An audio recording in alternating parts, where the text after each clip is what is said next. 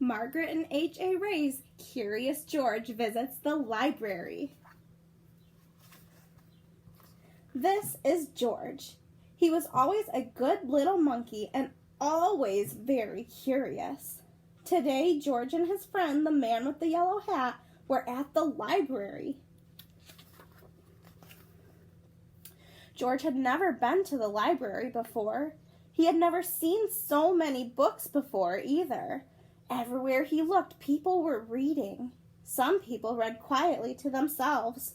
But in the children's room, the librarian was reading out loud. It was story hour. George loved stories. He sat down with a group of children to listen. The librarian was reading a book about a bunny. George liked bunnies. Behind the librarian was a book about a dinosaur. George liked dinosaurs even more. He hoped she would read it next. But next the librarian read a book about a train. George tried to sit quietly and wait for the dinosaur book to be read, but sometimes it is hard for a little monkey to be patient. When the librarian started a story about jungle animals, George could not wait any longer. He had to see the dinosaur book. He tiptoed closer. "Look, a monkey!" shouted a girl. The librarian put her finger to her lips. "We must be quiet so everyone can hear," she said nicely. "But there's a monkey," said a boy.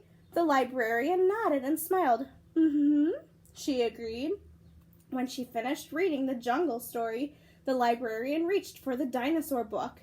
Where did it go? And where was George? George was all ready to take the dinosaur book home and read it with his friend when another book caught his eye. This book was about trucks. George wanted to take it home too. And here was a book about elephants. George loved elephants. He added it to his pile. George found so many good books, he soon had more than he could carry. He leaned against a shelf to rest. "Squeak," went the shelf. "Shh," said a man. "Squeak," went the shelf again, and it moved. Why, it wasn't really a shelf after all. George had found a special cart for carrying books. What luck! Now George could carry all the books he wanted. He rolled the cart between the shelves and stacked up books about boats and kites and baking cakes. He climbed higher to reach books about cranes and planes. At last, George had all the books he could handle. He couldn't wait to head home and start reading. And right in front of him was a ramp leading to the door.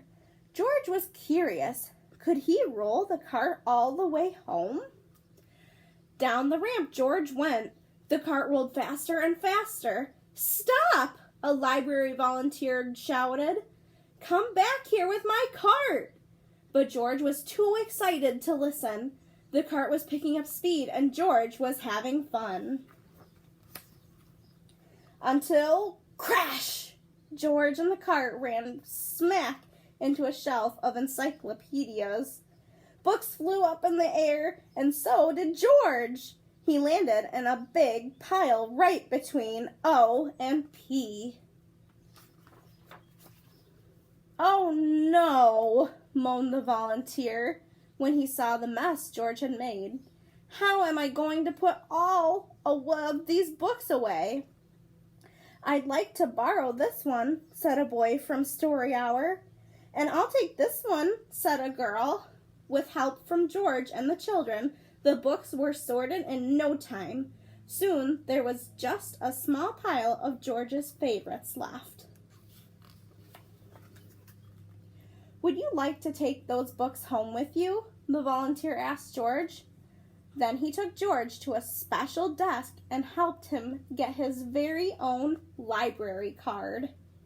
George was holding his brand new card when his friend arrived with a stack of books of his own. "There you are, George," he said. "I see you are all ready to check out." George and his friend gave their books to the librarian. She smiled when she saw George's pile. "I was wondering where this dinosaur book went," she said. "It's one of my favorites, too." The librarian stamped the books and handed them back to George. With his books under one arm, George waved goodbye to the volunteer, the librarian, and the children from Story Hour.